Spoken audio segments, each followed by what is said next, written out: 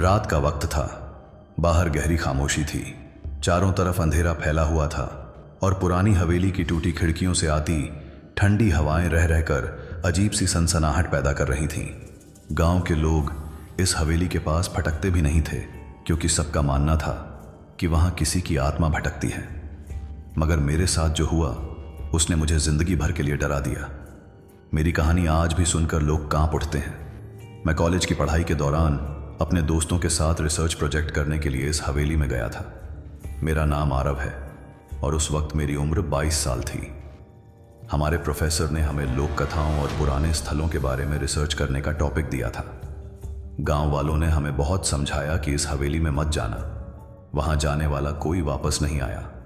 लेकिन हमें सच जानने की जिज्ञासा थी, इसलिए हम 4 लोग, मैं, मेरी दोस्त सिया, मेरा दोस्त कबीर और आदित्य, सब कैमरा और टॉर्च लेकर हवेली पहुंच गए। हवेली इतनी पुरानी थी कि उसकी दीवारों पर काई जमी हुई थी और दरवाजे आधे टूटे हुए थे। जैसे ही हमने अंदर कदम रखा तो हमारे पैरों के नीचे की लकड़ी की फर्श चरमराई और अंधेरे में चमगादड़ फड़फड़ाकर उड़ गए।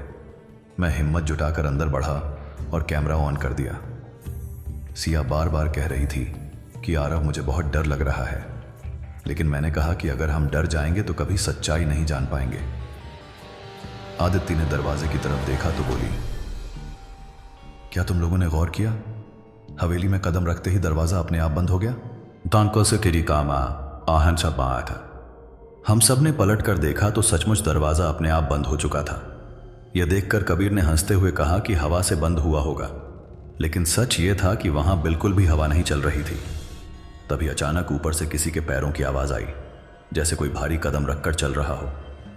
हम सब ने टॉर्च ऊपर डाली, लेकिन वहां कोई नहीं था। हम सब ने मिलकर सोचा कि हवेली की तहकीकात करनी चाहिए, इसलिए हम अलग अलग दिशाओं में चल पड़े। मैं और सिया हवेली के बाएं हिस्से में गए और कबीर व अदिति दाएं हिस्से में चले गए। जैसे ही हम एक लंबे गलियारे में पहुंचे तो दीवारों पर लटकती पुरानी तस्वीरें दिखीं। तस्वीरों में एक औरत थी जिसने सफ़ेद साड़ी पहनी हुई थी और उसकी आंखें बेहद डरावनी लग रही थीं। ऐसा लग रहा था जैसे वह हमें घूर रही हो। अचानक मेरी टॉर्च बंद हो गई और पूरा गलियारा अंधेरे में डूब गया। सिया डरकर मेरे पीछे छिप गई। मैंने टॉर्च को हिलाकर चालू करने की कोशिश की तो अचानक एक जोरदार चीख हवेली में गूंजी। हमने तुरंत दौड़कर कबीर और आदित्य को बुलाया। वे दोनों भी डरे हुए हमारे पास आए और बोले कि उन्होंने भी हवेली के दाएं हिस्से में किसी औरत की परछाई देखी है। अब हम सबके हाथ पांव फूल चुके थे, लेकिन मैं जिद पर अड़ा था कि जब तक सच सामने नहीं आएगा हम यहां से नहीं जाएंगे। हम हवेली के बीचों बीच वाले बड़े हॉल में पहुंचे, जहां एक टूटी हुई झूमर छत से लटक रही थी। हॉल में बहुत सारे पुराने बर्तन, टूटी कुर्सियां और जाले लगे हुए थे। तभी आदित्य अचानक बोली, क्या तुम लोगों को कोई फुसफुसाने की आवाज आ रही है? हम सब ने ध्यान लगाया तो सच में कोई हमें धीरे धीरे पुकार रहा था। आवाज में कहा गया, यहां से चले जाओ वरना मौत आ जाएगी। हम सब सन्न रह गए। कबीर ने गुस्से में कहा, कौन है वहां, सामने आओ। लेकिन कोई सामने नहीं आया। तभी अचानक हॉल का झूमर जोर जोर से हिलने लगा और धड़ाम की आवाज के साथ नीचे गिर पड़ा। अगर हम एक कदम भी आगे बढ़े होते तो उसी झूमर के नीचे दबकर मर जाते। यह देखकर सिया जोर जोर से रोने लगी।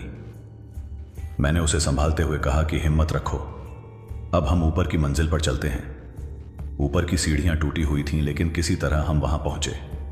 ऊपर का माहौल और भी डरावना था। दीवारों पर खून के धब्बे थे और कमरे से आती बदबू हमें बेचैन कर रही थी। एक कमरे के अंदर घुसते ही हमें एक पुरानी डायरी मिली। डायरी की लिखावट देखकर पता चला कि यह हवेली की मालकिन राधिका की थी।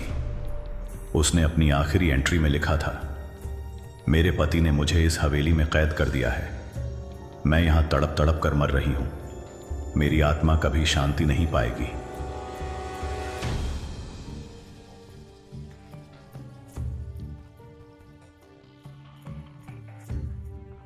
यह पढ़ते ही हमारे रोंगटे खड़े हो गए। तभी अचानक कमरे का दरवाजा अपने आप बंद हो गया और खिड़की से एक तेज हवा अंदर आई। हवा इतनी ठंडी थी कि हमारे शरीर सुन्न हो गए। सिया ने घबराकर कहा कि अब हम यहां से निकलते हैं, लेकिन दरवाजा बाहर से बंद हो चुका था। तभी अचानक हमें लगा कि कोई हमारे पीछे खड़ा है। हम पलटे तो देखा कि वही सफेद साड़ी वाली औरत हमारे सामने थी। उसकी आंखें खून की तरह लाल थीं और चेहरा आधा जला हुआ था। उसने जोरदार चीख मारी और हमारी ओर बढ़ी। हम सब डर के मारे कोने में सिमट गए। कबीर ने हिम्मत करके जोर से कहा, हम यहां रिसर्च करने आए हैं, हमें माफ कर दो। लेकिन वह औरत चिल्लाई, मुझे कोई शांति नहीं देगा जब तक इस हवेली का सच दुनिया को पता नहीं चलता। यह कहकर वह अचानक गायब हो गई। हम सब पसीने से तरबतर हो गए। मैंने किसी तरह दरवाजा खोला और हम नीचे भागे, लेकिन नीचे पहुंचते ही देखा कि हवेली का दरवाजा बाहर से बंद था। हम सब फंस चुके थे। अचानक आदिति जोर से चिल्लाई, देखो देखो, वह फिर आ गई।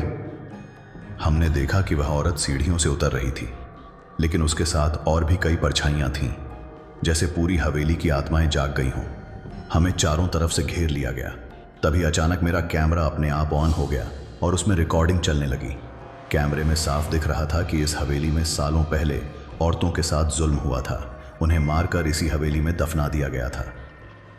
यह हवेली दरअसल औरतों की चीखों और खून से बसी हुई थी। तभी वह औरत फिर हमारे सामने आई और बोली, अगर मेरी आत्मा को मुक्ति दिलानी है तो इस हवेली का सच दुनिया को बताओ, वरना तुम भी हमेशा के लिए यहीं कैद हो जाओगे। यह कहकर उसने हमें दरवाजे की ओर धकेला और अचानक हवेली का दरवाजा अपने आप खुल गया। हम सब डर के मारे बाहर भागे और सीधा गांव पहुंचे। वहां हमने सबको पूरी रिकॉर्डिंग दिखाई। गांव वालों के होश उड़ गए, क्योंकि उन्होंने हमेशा सिर्फ सुनी सुनाई बातें ही मानी थीं। लेकिन अब उनके सामने हवेली का असली सच था। अगले दिन पुलिस आई और उन्होंने हवेली की खुदाई करवाई। वहां से सचमुच कई औरतों की हड्डियां मिली। यह देखकर सबके रोंगटे खड़े हो गए। पुलिस ने हवेली को सील कर दिया, लेकिन आज भी कहते हैं कि रात के वक्त वहां औरतों की चीखें सुनाई देती हैं, और जो कोई भी वहां जाने की कोशिश करता है वह हमेशा के लिए लापता हो जाता है। हमने अपनी रिसर्च पूरी कर ली, लेकिन उस रात की यादें आज भी मेरे सपनों में आती हैं। उस हवेली की खामोश दीवारें औरतों के दर्द की गवाही देती हैं, और मैं कसम खाकर कहता हूं कि उस रात मैंने जो देखा वह सिर्फ एक हॉरर मिस्ट्री नहीं थी, बल्कि उन मासूम औरतों की आत्माओं की सच्चाई थी जो आज भी इंसाफ चाहती हैं। और शायद यही वजह है कि मेरा कैमरा आज तक बंद नहीं होता। जब भी मैं उसे ऑन करता हूं, उसमें उसी औरत की लाल आंखें और उसका जला हुआ चेहरा दिखाई देता है, मानो वह मुझे याद दिला रही हो कि सच बताना मत भूलना।